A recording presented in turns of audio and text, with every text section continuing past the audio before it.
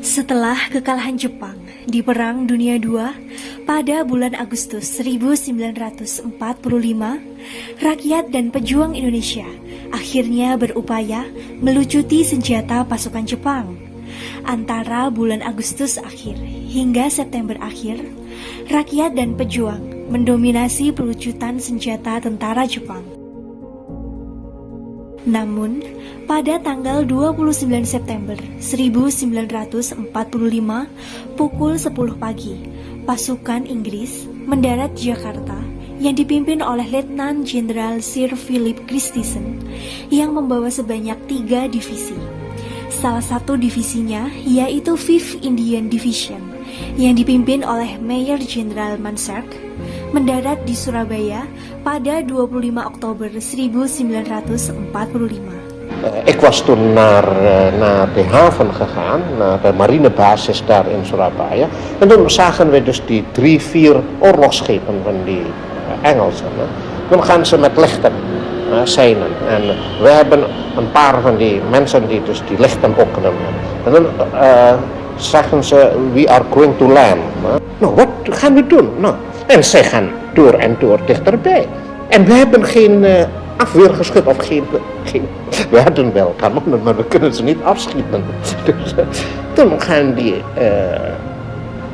Engelsen landen. En dat is gebeurd op 25 oktober 1945. Ondanks onze waarschuwing. Tentara Inggris datang ke Indonesia, tergabung dalam AFNI atau Allied Forces Netherlands East Indies atas keputusan dan atas nama Blok Sekutu dengan tugas untuk melucuti tentara Jepang, membebaskan para tawanan perang yang ditahan Jepang, serta memulangkan tentara Jepang ke negerinya. Namun selain itu, tentara Inggris yang datang juga membawa misi mengembalikan Indonesia kepada administrasi pemerintahan Belanda sebagai negeri jajahan Hindia Belanda. NICA atau Netherlands Indies Civil Administration ikut membonceng bersama rombongan tentara Inggris untuk tujuan tersebut. Hal ini memicu gejolak rakyat Indonesia dan memunculkan pergerakan perlawanan rakyat Indonesia di mana-mana melawan tentara AFNI dan pemerintahan NICA. Perlu diingat, saat itu militer Belanda belum sepenuhnya ada di Indonesia. Militer Belanda baru tiba di Indonesia pada tahun 1946. Yang diperjuangkan oleh rakyat Indonesia saat itu adalah perjuangan melawan pasukan Inggris dan pemerintahan sipil Hindia Belanda.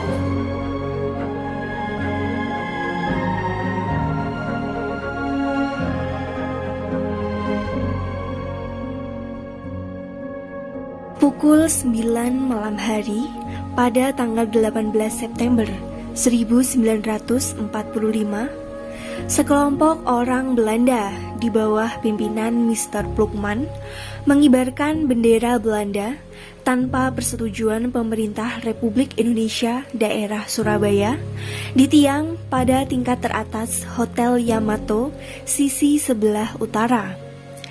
Keesokan harinya, para pemuda Surabaya melihatnya dan menjadi marah karena menganggap Belanda telah menghina kedaulatan Indonesia, hendak mengembalikan kekuasaan kembali di Indonesia, dan melecehkan gerakan pengibaran bendera merah putih yang sedang berlangsung di Surabaya. Sebagian pemuda berebut naik ke atas hotel untuk menurunkan bendera Belanda. Haryono yang semula bersama Sudirman kembali ke dalam hotel dan terlibat dalam pemanjatan tiang bendera dan bersama Kusno Wibowo berhasil menurunkan bendera Belanda, merobek bagian birunya dan mengereknya ke puncak tiang bendera kembali sebagai bendera merah putih.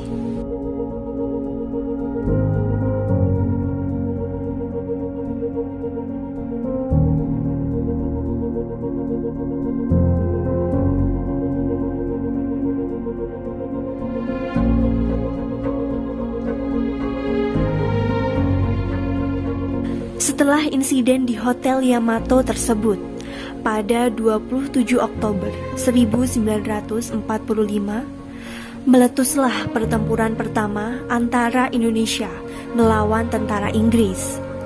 Serangan-serangan kecil tersebut di kemudian hari berubah menjadi serangan umum yang banyak memakan korban jiwa di kedua belah pihak, Indonesia dan Inggris, sebelum akhirnya Jenderal D.C. Hawthorne meminta bantuan Presiden Soekarno untuk meredakan situasi.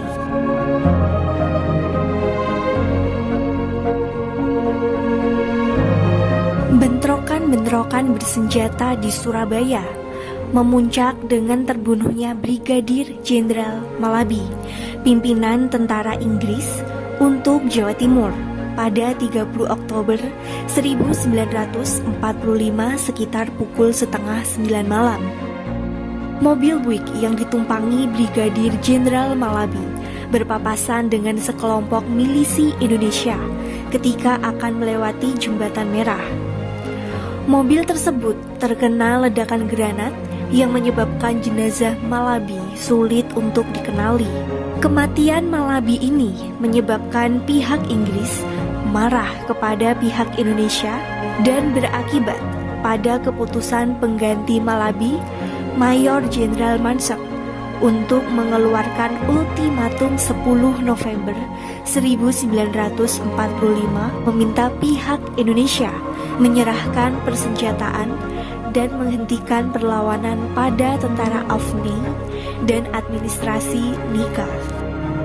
Setelah terbunuhnya Brigadir Jenderal Malabi, penggantinya, Mayor Jenderal Mansur, mengeluarkan ultimatum yang menyebutkan bahwa semua pimpinan dan orang Indonesia yang bersenjata harus melapor dan meletakkan senjatanya di tempat yang ditentukan dan menyerahkan diri dengan mengangkat tangan di atas.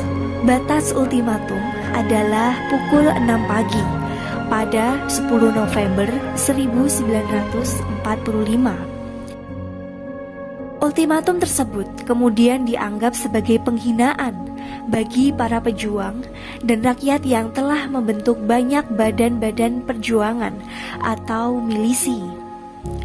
Ultimatum tersebut ditolak oleh pihak Indonesia dengan alasan bahwa Republik Indonesia waktu itu sudah berdiri dan Tentara Keamanan Rakyat atau TKR juga telah dibentuk sebagai pasukan negara.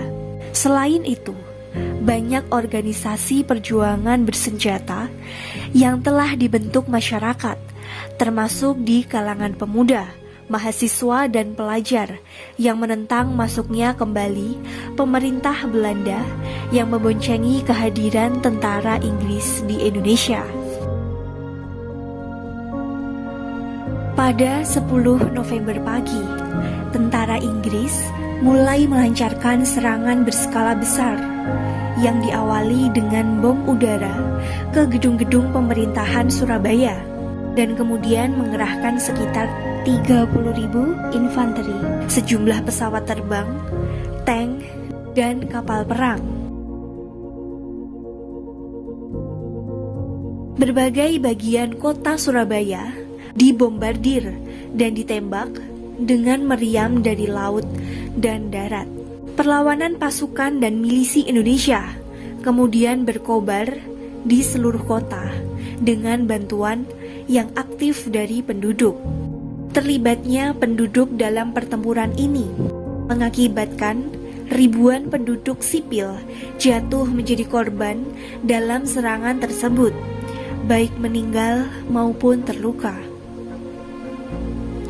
Tokoh-tokoh agama yang terdiri dari kalangan ulama serta kiai-kiai pondok Jawa seperti Kiai Haji Hashim Asy'ari, Kiai Haji Wahab Hasbullah, serta kiai-kiai pesantren lainnya juga mengerahkan santri-santri mereka dan masyarakat sipil sebagai milisi perlawanan, sehingga perlawanan pihak Indonesia berlangsung lama dari hari ke hari hingga dari minggu ke minggu.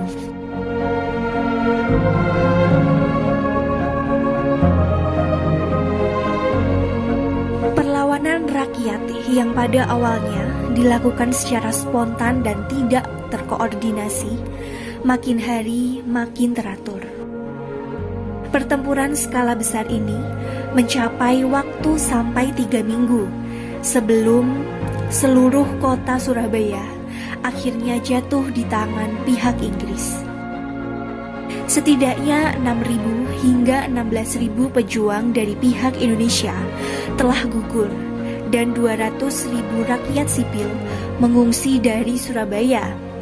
Sedangkan korban dari pasukan Inggris dan India kira-kira sejumlah 600 hingga 2.000 orang. Pertempuran berdarah di Surabaya yang memakan ribuan korban jiwa tersebut telah menggerakkan perlawanan rakyat di seluruh Indonesia untuk mengusir penjajah dan mempertahankan kemerdekaan.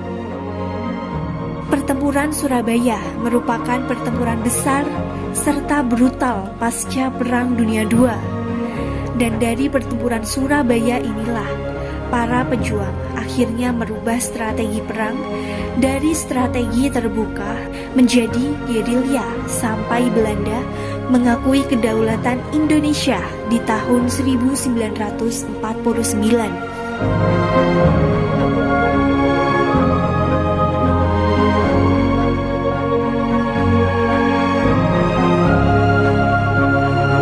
Cerita-cerita pertempuran Surabaya juga kami dapatkan langsung dari beberapa veteran di Blitar, Jawa Timur, yang menceritakan di mana tidak hanya arek-arek Surabaya yang turut bertempur, pemuda dan rakyat di segala daerah Indonesia turut bertempur seperti daerah Jawa Tengah, Jawa Barat, Sumatera, Bali, Madura, Kalimantan, Sulawesi, dan sebagainya.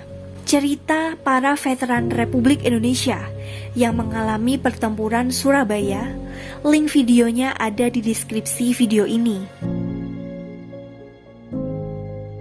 Banyaknya pejuang yang gugur dan rakyat sipil yang menjadi korban pada 10 November ini kemudian ditetapkan oleh Presiden Insinyur Soekarno pada tahun 1946 sebagai Hari Pahlawan. Terima kasih untuk seluruh perjuangan pahlawan Indonesia atas jasa-jasanya dalam mempertahankan kemerdekaan Indonesia dari tangan penjajah. Sudah seharusnya generasi kita lebih menghargai jasa perjuangan mereka. Sejarah tidak membuatmu kuno, sejarah membuatmu maju. Pada akhirnya, pastilah kemenangan akan jatuh ke tangan kita. Sebab Allah selalu berada di pihak yang benar. Percayalah saudara-saudara, Tuhan akan melindungi kita sekalian.